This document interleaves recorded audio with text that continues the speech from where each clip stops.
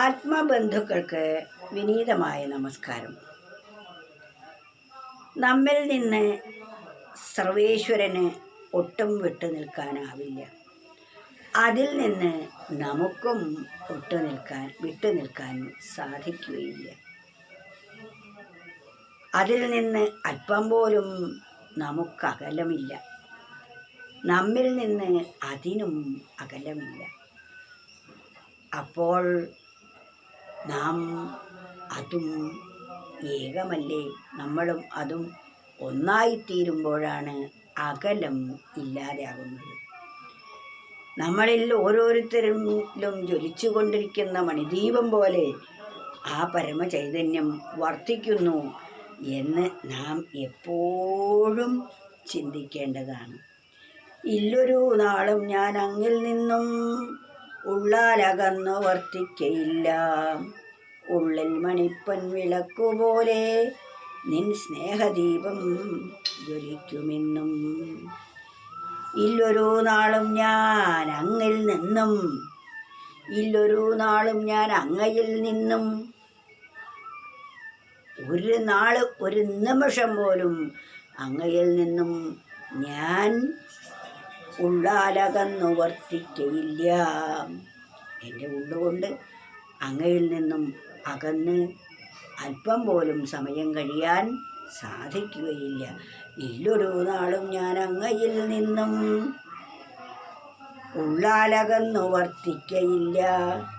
ഉള്ളിൽ മണിപ്പൊൻ വിളക്കുപോലെ, നമ്മുടെ ഉള്ളിൽ കത്തിക്കൊണ്ടിരിക്കുന്ന പൊൻവിളക്ക് പോലെ എപ്പോഴും ജ്വലിച്ചു കൊണ്ടിരിക്കുന്നു അങ്ങയുടെ സ്നേഹമാകുന്നു.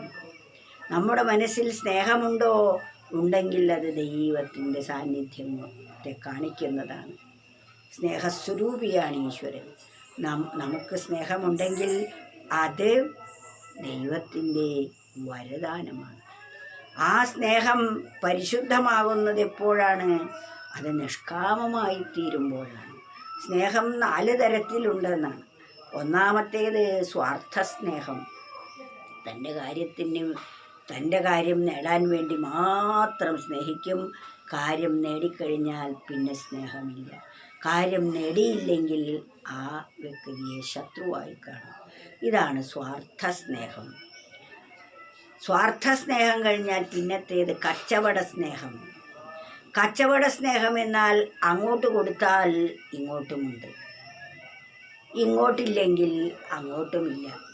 ഇതാണ് കച്ചവട സ്നേഹം. കച്ചവടം പോലെയാണ്. സാധനങ്ങൾ നമുക്ക് കിട്ടണമെങ്കിൽ അതിന് പൈസ കൊടുക്കണം. പൈസ കൊടുത്താലേ സാധനം കിട്ടുകയുള്ളൂ. അതാണല്ലോ കച്ചവടത്തിൻ്റെ സ്വഭാവം. അതുപോലെ അങ്ങോട്ട് സ്നേഹിച്ചാൽ ഇങ്ങോട്ടും ഉണ്ടാവും, അങ്ങോട്ട് സ്നേഹമില്ലെങ്കിൽ ഇങ്ങോട്ട് സ്നേഹമുണ്ടാവുകയില്ല. ഇതാണ് രണ്ടാമത്തെ സ്നേഹം. മൂന്നാമത്തേതാണ് കാരുണ്യ സ്നേഹം. ഇങ്ങോട്ട് സ്നേഹിച്ചില്ലെങ്കിലും അങ്ങോട്ട് സ്നേഹിക്കുക എന്നതാണ്. കാരണം അവരുടെ മനസ്സ് സ്നേഹസ്വരൂപമാണ്.